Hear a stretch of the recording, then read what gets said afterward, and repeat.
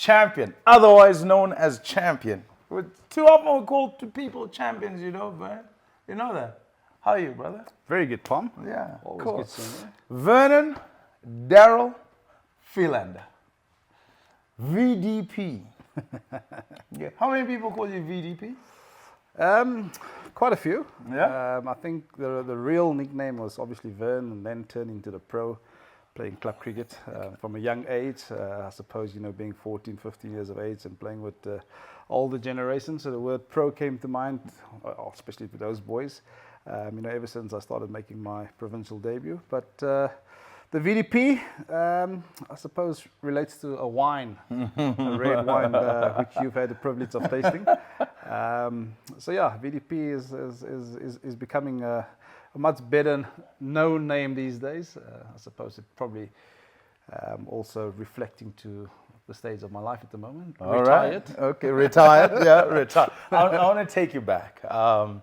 So many people, and oftentimes when I do this, Vern, I am literally me getting to know you better, because there's so many things that I wouldn't know. Of course I wouldn't. There's no ways I could. I mean, we work together, we're together a lot of the time, but more times than not, the stuff that you discover is just kind of what's happening and it's incidental.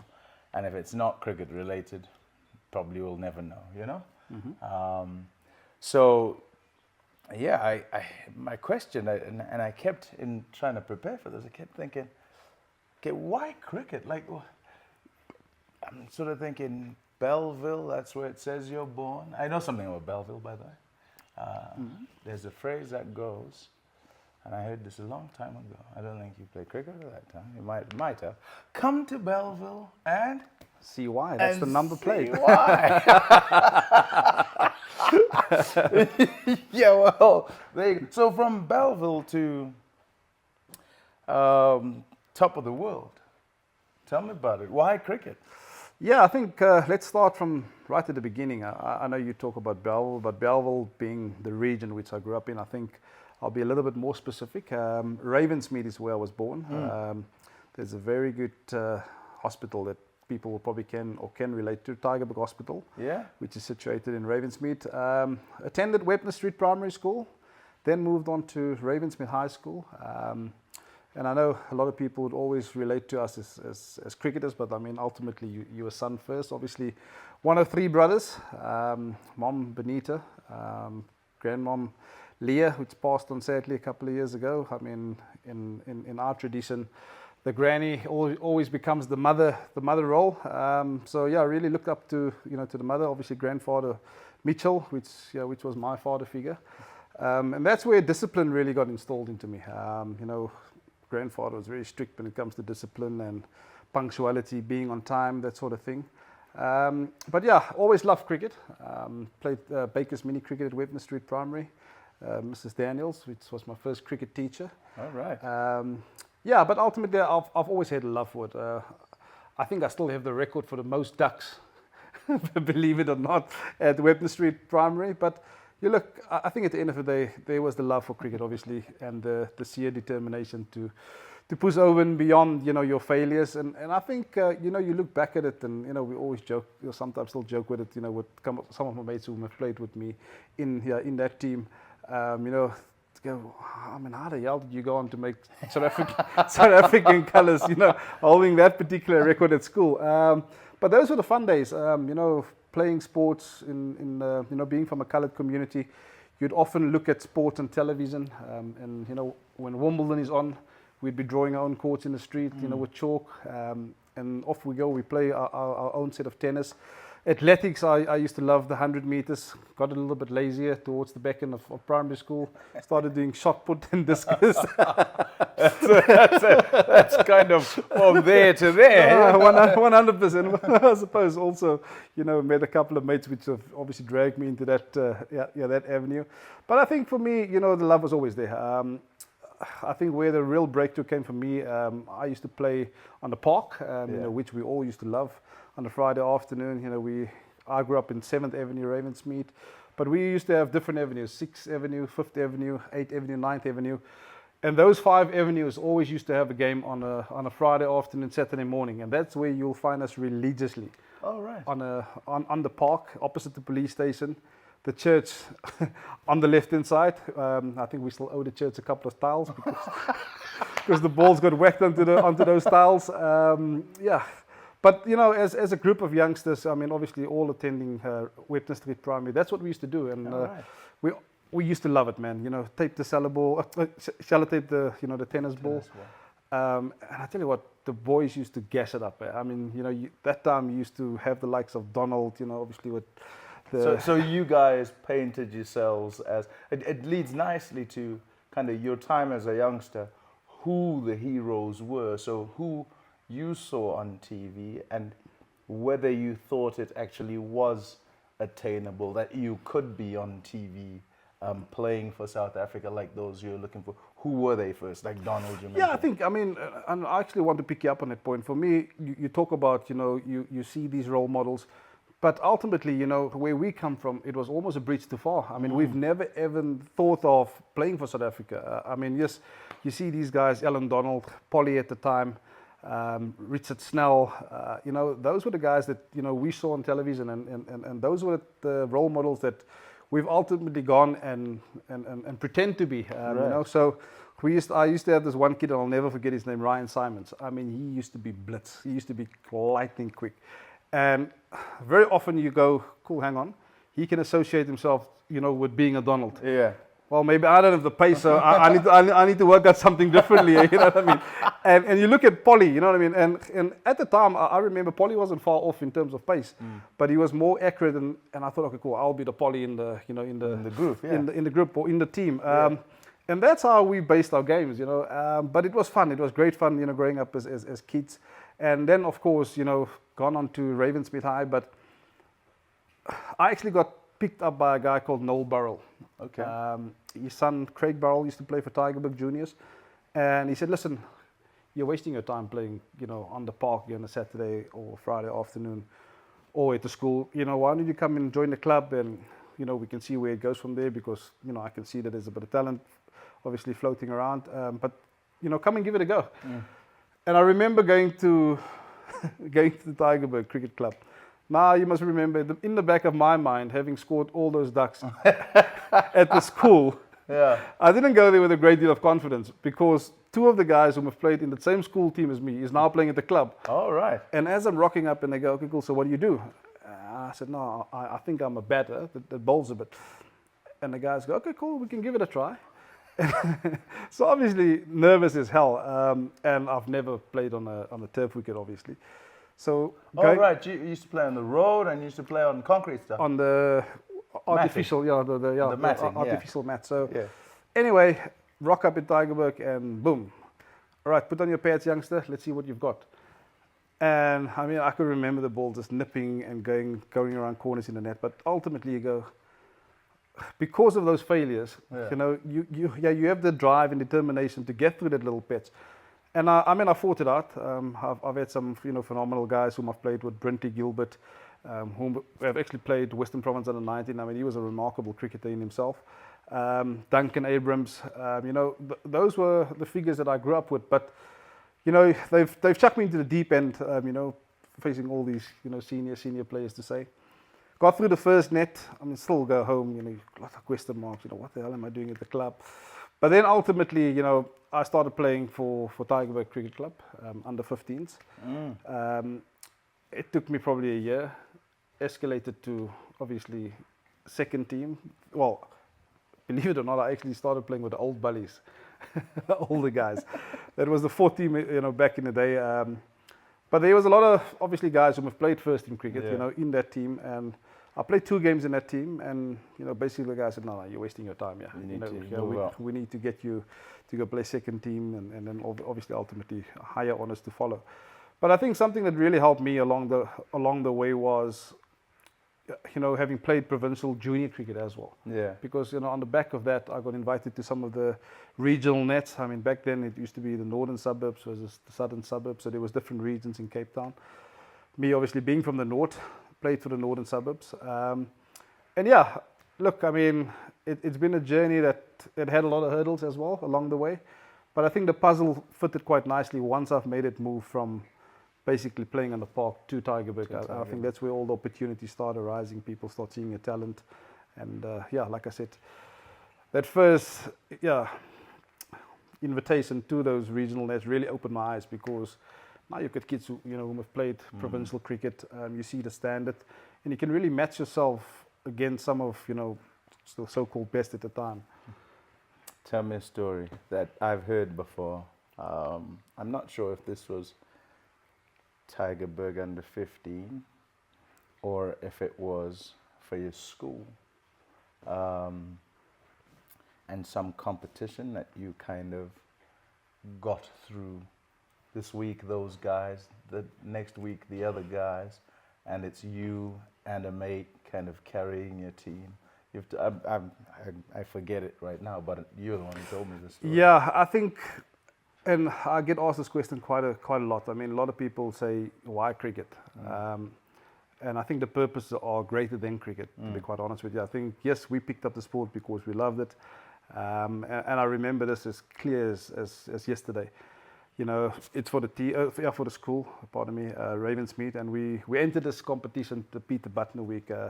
It's an under 15 competition, and our first opponents were Rondebosch. Well known and well to do, and history, all of that, right? Yeah, so it's obviously an affluent school. That's where many South African cricketer has been produced over the years, and I mean, obviously, well done to the school for producing those those great players. A lot of Western Province players coming from Rondebosch, of course. But I remember, we rocking up, and obviously, let's understand where I'm from. Poor,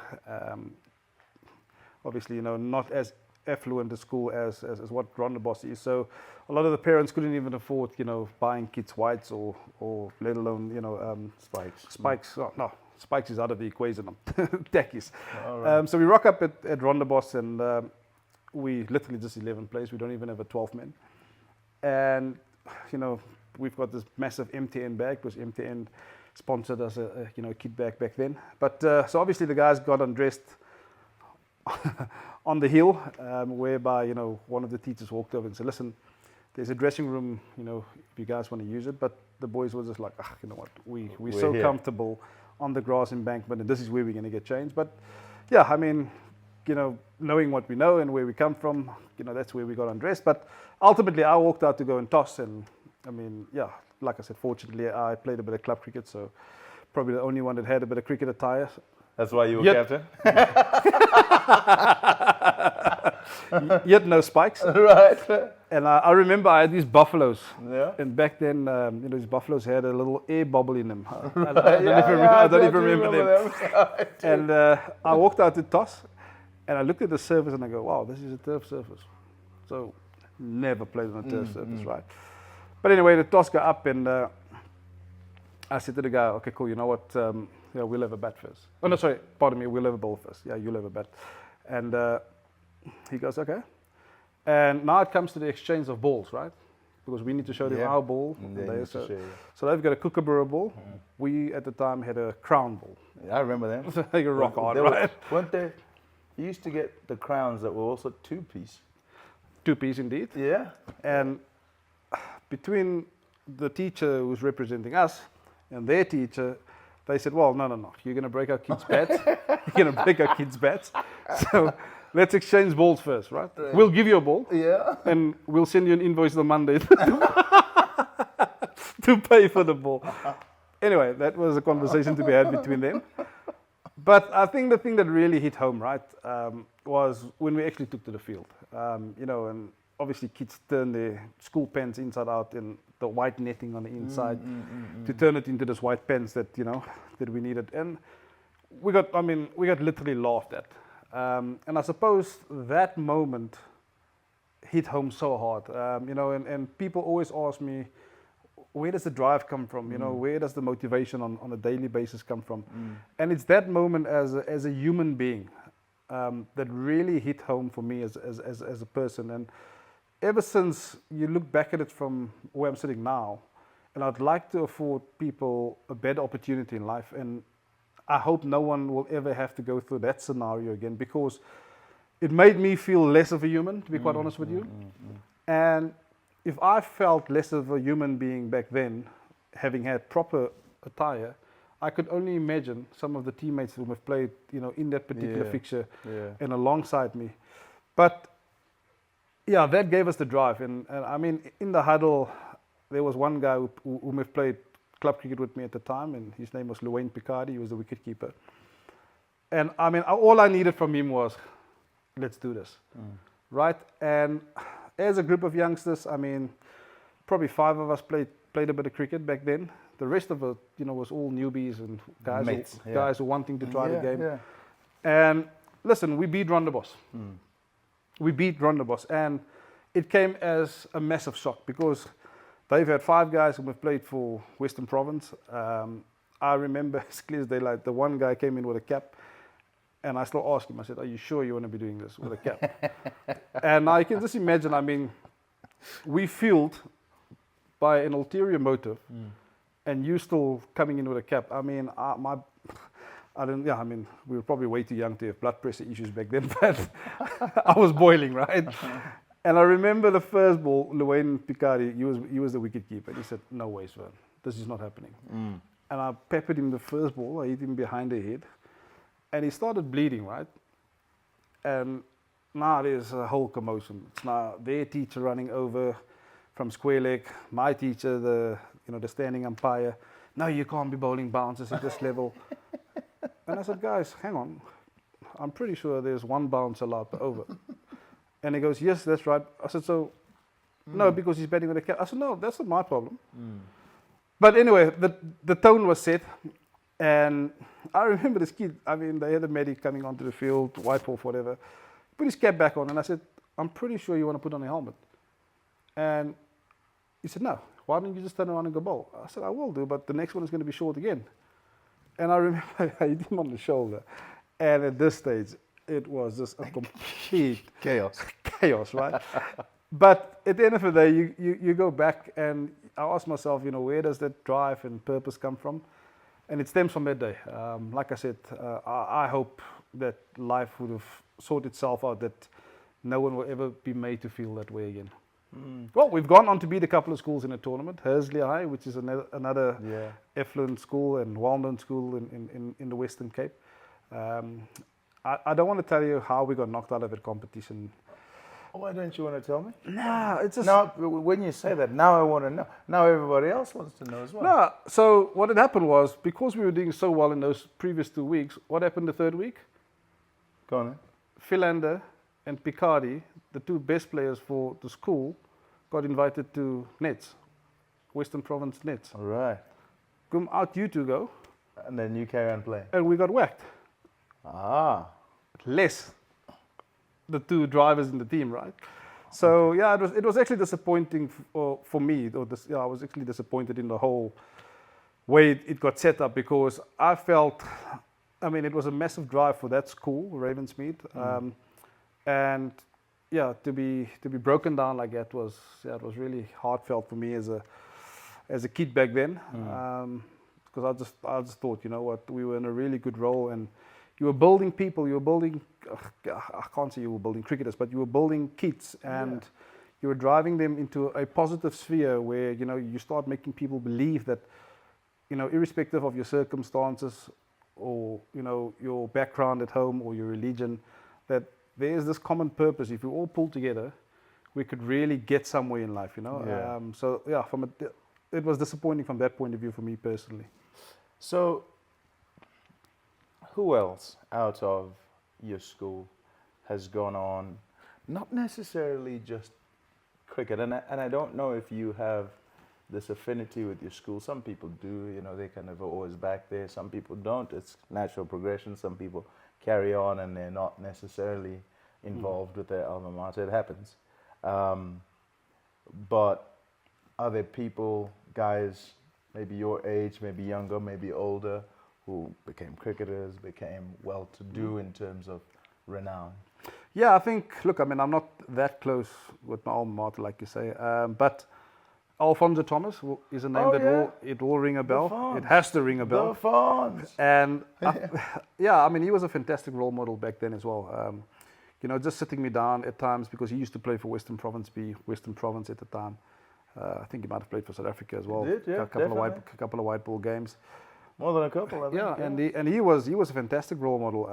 Obviously having been brought up in Ravensmead as well, understanding where we come from and the hurdles that you have to navigate to get to the top. So yeah, he was a fantastic soundboard for me. Yeah. But like I said, I mean, I was blessed to have played with that group of guys in the Tigerberg setup. From a club structure. I mean, Brinty Gilbert, probably one of the most underrated, talented players that I've seen. I mean, I played a game against St. Augustine's, St. Augustine's, and we were chasing 275 in 44 overs.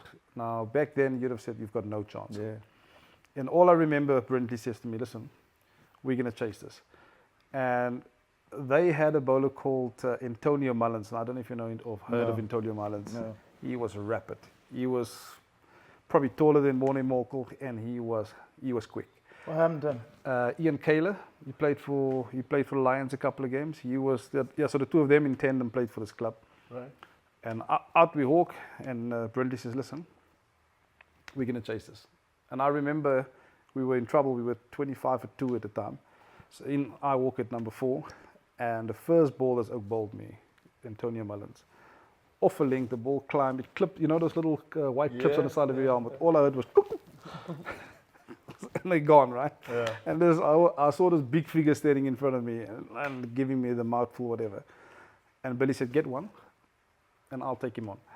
And I mean, from a talent point of view, pure talent point of view, I have not seen a guy hit the ball as sweetly, and I mean, he was pure class. I mean, you could literally stand on the other side and watch him bat all day. And I got 100 in that game. He got a big 100. He got 140 odd. And so, from a example and role model point of view, you didn't have to look that far, if you know what I mean, because you had these guys who have played cricket for obviously a long period of time, and to play alongside them and just watch them go about their business. That's where most of the learning takes place. I mean, just by watching and see how the better guys in the system do their processes and how they go about their game. And I think I've learned a lot there. And obviously, ultimately later on, when I started playing provincial cricket, it sifted a gear to Alan Dawson's and Saul Willoughby's and these guys. But ultimately, from a ground level point of view, I think those guys at Tigerberg, they had a massive influence in my career. Just kind of sticking with the fire, the kind of, not from the outside, I don't think it's evident to people from the outside. From the outside, people just see particularly accurate, feisty bowler who's trying to get wickets and win games for South Africa. That's all they see, right? Because it's all above the surface. They don't know what's beneath the surface. And so when I rattle off to you that you turn up and, what was it, 9th of November? Something like that. Somewhere in November. Yeah, it was early November. Yeah, anyway. I think it's 11th November. That's when you bowled, but the game would have started. Yeah? Yeah, Am I right? you're right. Something like that. Anyway, it's in November and you make your debut. And then fast forward to, you're the 6th fastest of all time in Test match cricket to get to 100 wickets. And all the while, from sort of beginning to getting to 100, even when you get there are these murmurs all around, right? Like, and I'm trying to relate this to you saying you didn't feel so good about what happened as a youngster, and therefore had to show that it can be done, had to prove that you were okay and others can do like you. Does it ever leave? No. And yeah, I mean, that's the set in a very short. For me, I mean, I had to fight so much adversity, Pommie. You look at even in my under 15 trial week, I got invited to play this week of trials to make the under 15 team to go to England, South African team I'm talking about. Scored the most runs, took the most wickets. Didn't get selected. Not selected. So you walk away there with so many questions, right? And as a youngster, again, it takes me back to that feeling that I felt, when we got taken out of the team and all of a sudden we've sent a weaker team to go and play that fixture and then be knocked out. You then take it into the under 15 week, a similar thing happened. I mean, I remember walking into that changing room and kicking the door, and I got a big bollocking from the under 19 representative, which we had at the time, Mr. Khan. And I said to him, look, let's call a spade a spade. For me, you asked me to put in the performances. That's what I've done. I've leading the chart in terms of run scoring, in terms of wickets. What more should I do? But to answer your question in terms of, you know, having to produce and churn out those performances week in and week out, I'll take you back to my one-day selection. You know, playing in Ireland, age of 21. 2007? 2007, that's right, yeah, in Belfast. And, you know, yeah, I had a brilliant game. The first game, 4 for 12, I think it was, against Ireland. And then we played India in the next fixture, which I bowled well as well. I think I took 1 for 21 in 9 or 10 overs. And then, obviously, you know, some of the senior guys made a comeback, Nella, Stanky, and ultimately myself and Lange had to miss out. But also on the back of that, I think, you know, having chatted to Sir Langeveld and the World Cup that he's had before that in the West Indies, I mean, he's had a phenomenal record in that World Cup. You know, I often look back at it and you go, how did he not play in those last couple of fixtures for South Africa? But then again, Lange's bowled particularly well in Ireland and against Ireland and against India. And, you know, both of us missing out on ODI number 2 and 3 against India, which ultimately we needed to win one more to cleanse the series, right? Didn't happen. We got knocked over, and now all of a sudden there's a lot of question marks being raised, right? Next tour we go to England, and we got absolutely obliterated.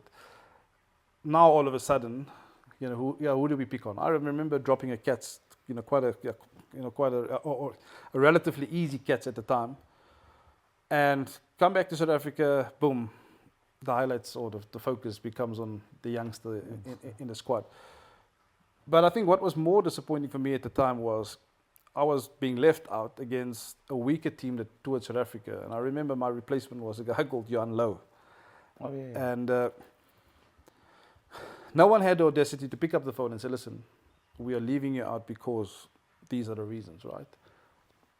You were out for some time after that, weren't you? Yeah. And I think what probably hurt me more was after I got left out of that, I got left out of the Western Province team as well, which Sukri Conrad was the coach at the time. And I mean, you're left with so many questions to ask, right? And ultimately, I think the guy that really picked me up and revived me was a guy called Salih Nakadin, right? And I remember. and he was the coach of the B team of the B team at the time, and he said, listen, you are creating a mountain out of a molehill here, right? He said, you are looking at the end product instead of what your process and what you are about as a cricketer. And I remember, so we had 2 weeks of nets and obviously conversations back and forth. And I said, listen, but I'm still not comfortable because I don't have answers. He said, well, you might never get those answers. But the longer you put your focus and your energy onto those answers, the more time you're wasting in your career. And look, I mean, those words stuck. And gone back, had a couple of good net sessions, played a provincial game in Border, I think it was at the time. Got 100, got 5. Next week we played a 4-day game in Benoni, another 5, and I got another 80 odd. So almost from a performance point of view, forced my way back into the Western Province team. And I think that's when my whole career just accelerated. So that following season, I think I topped the charts in terms of wickets taken in the first class circuit. Average flipping 16, 17 at the time. The next season, a similar thing. So from worrying about selection to worrying about, you know, who I am and what I can bring on a weekly basis, that was the big shift in me as a player. But I think to answer your question, that pressure, that expectation, for me it was more the expectation from myself than from outside. Right. Look, I mean, yeah, initially when you came back from that England tour, there was obviously a lot of write-ups, a lot of, you know, media interest. But I think the minute I could sift the media interest out of my personal game and my personal life, I could then focus on what I'm about. And I think that's where the whole sift comes in. But as far as expectation is concerned at the national level, that will always be there. But it's more importantly is your standards and what you expect of yourself every time you take to the field. Do you know how well you did? So you see, you laugh, right? Like I'm purposely going from adversity. It's a word you were using, not me. You use that. I go from that to, you felt less than human sometimes. You were looking for answers and all this. And I'm sure at some point there was kind of this feeling that I don't know where I'm trying to get to, but I don't know that I'm going to get there. And probably all you wanted to do was just play the game. Like, if I play well, select me for the next bit, because you can see, because that's where everyone goes. Everyone who's kind of good, who's doing as well as I am, goes to the next bit, so I should go to the next bit, right? But you got there, and you didn't just get there. You shook the tree. Like, whoever might not have believed that you could be the guy, when we say, Stain, Philander, Morkel, you can speak to anyone in the world of cricket and they'll say you don't want to face them. Yeah, and I think for me also, leading up to my test debut that week, so there's obviously a lot of media engagement, and I remember, I was due possibly to play in that Newlands Test match, but also not you might not have. Not a certainty either. And I remember doing quite well against Australia in Potchefstroom in a warm-up game. And I think the question got asked to Graham in that week leading up to the Test match, and Graham made a statement of, you might not be quick enough or fast enough for this, for this level. And again, you look at possible drivers, possible motivators, and that was a massive motivator for me. I mean, yes, I would have done well. I mean, dominating the first class circuit, obviously I built a lot of confidence from getting some of the best players that South Africa had to produce at the time out at first class level. So I knew, my capabilities, but I think, sometimes you need that spark that can drive you, to gear up for that extra bit of energy, and I think that's what I needed, in that week. And bowling in the nets to Callus, Boucher, Biff himself, that gave me Hassim, and Hassim kept on saying to me, he's like, I mean, I've faced many a bowler, and the way the ball's talking off the surface is just like, I can't relate to it, but it's extremely difficult facing you. And that, that chat, that interaction gave me the belief that, Flip, if I can trouble this oak, which we all sit and watch and dominate international cricket, then I'm good to go. I'm ready to go. And I think, you sit back and you look at what you've achieved over time. And again, I will say this, it boils down to your personal standards as well, as a player. You have that conversation with Hassim. And I remember initially I got this ball to swing quite nicely. But then I had to go and work on how can I create more doubt, in these guys, the top batters I'm talking about, their mindsets. How can I challenge them differently? And you play around with the crease, you've got the wobble seam, the one nipping back. And I think throughout my career, I had to evolve with the game. And I think that's the one thing. I never had the pace that some of the other guys had, but, for me, it was always to add those little 5%ers every season, every couple of weeks, to work on something different. And you learn so much from just engaging with the batter on the other side, and I don't think that's happening enough in the, in the game itself. I think us as bowlers, Dale, Mornay, myself, Callus even, from a seamer's perspective, because we can engage with Callus in a conversation. Okay, cool. So what do you feel easiest to face on this surface? And that's how we've built on. But for me it was to keep evolving with the game. And you sit back today and you go, well, a job well done. What was most enjoyable? So when I think of your highlights, and you'll think about them differently, I think about them from a watching perspective and kind of seeing you do well in various places. Yourself and Dale and Morne made it a habit at Cape Town, particularly of bowling people out and having, 2.5 day, 3 day test matches. You enjoyed that, didn't you? We loved it. Absolutely loved it. Well, yeah. Work half day, get full pay, that sort of thing. Half day means works 2.5, get paid for 5. that sort of thing. And a bit more holiday in Cape Town. So yeah, we weren't complaining. But you guys made it a habit of doing that. As a trio, you were absolutely fantastic. You get to 100 wickets. You get 5 wickets on debut. You get 5 wickets at Lords. You get 50 at Lords. You pull South Africa out of trouble here and there. If I asked you what you enjoyed the most in your test match career, would you pick something out? Is there something you'd say, do you know what? There's this that happened then that I will never forget.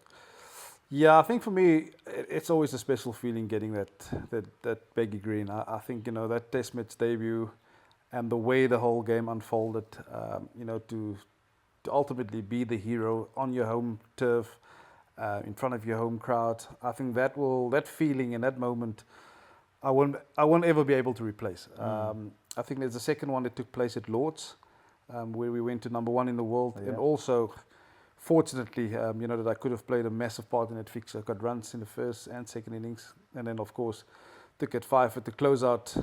That encounter with England, I think it was also a high pressure and a high chaotic test series. I see that game. I remember it's the Matt Pryor game, smashing it at the end, right? Yeah. Was there no ball? One Morkel, yeah. That's the one. There's a lot of dramas, ebbs and flows in the test match, but to be able to close that out and take the team to the #1 spot in the world. But I think you make mention of the fact that obviously fastest to 50 and all of those accolades, but for me, the big drive was always to get top order batters out. I don't think there's anything that made me feel better than knocking over a couple of the top order batters and really get the team ahead in the game. I think that was always a big part of why I wanted to play international cricket. You watch the Pontings, the Clarks, dominating test match cricket, and to have had the opportunity to go and compete against those guys and get them out, I think you sit back, and you look at your achievements, but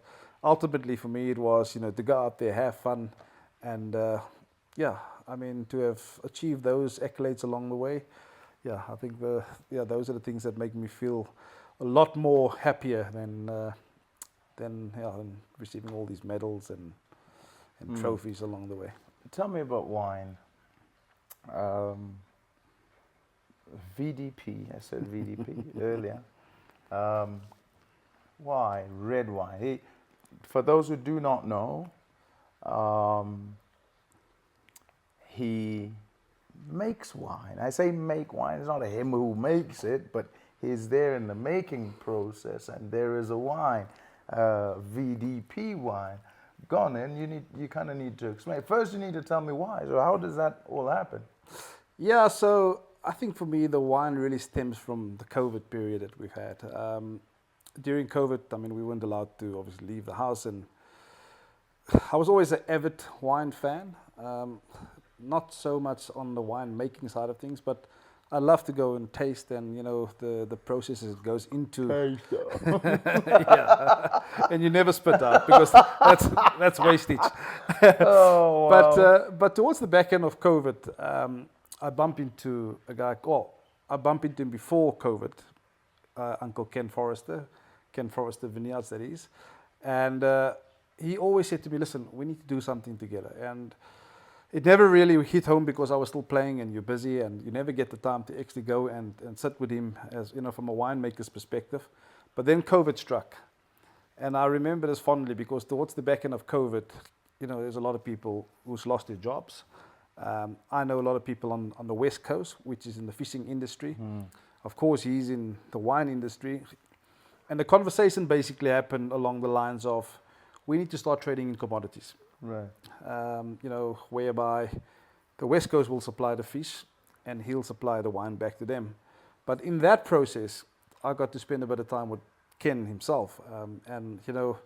He doesn't allow a lot of people into his cellar, but I was one of the fortunate ones that could go into his cellar, taste it out of the barrel, do a couple of blendings.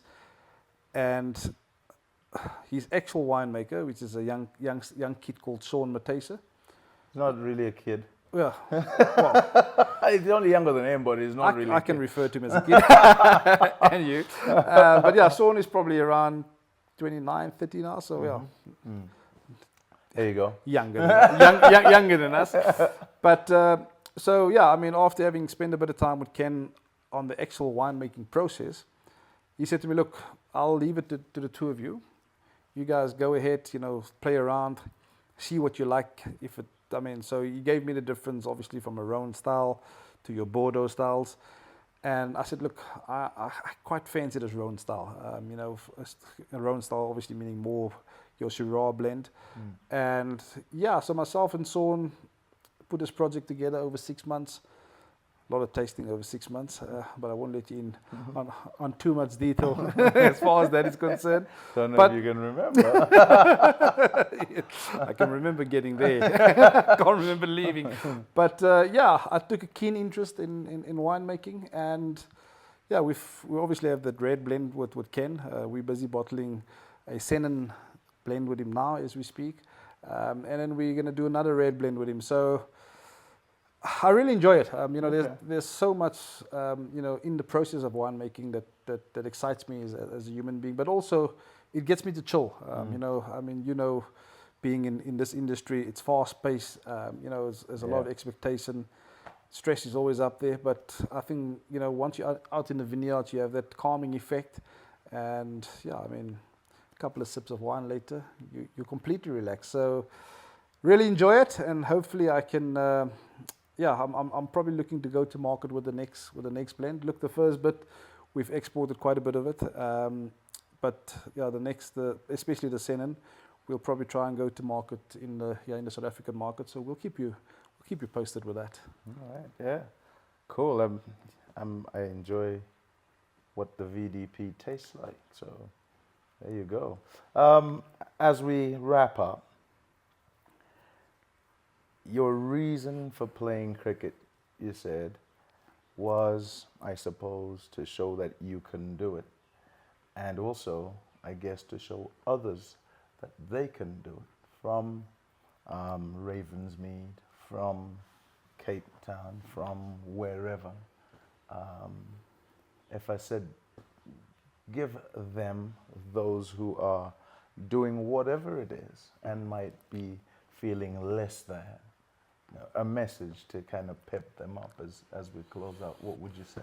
Yeah, I think for me personally, sitting back and look, in retrospect, I think one, I'd say stop the trend of wanting to prove them wrong. I think prove yourself right, and know that you are worth it. And I think also a lot of people train to get it right.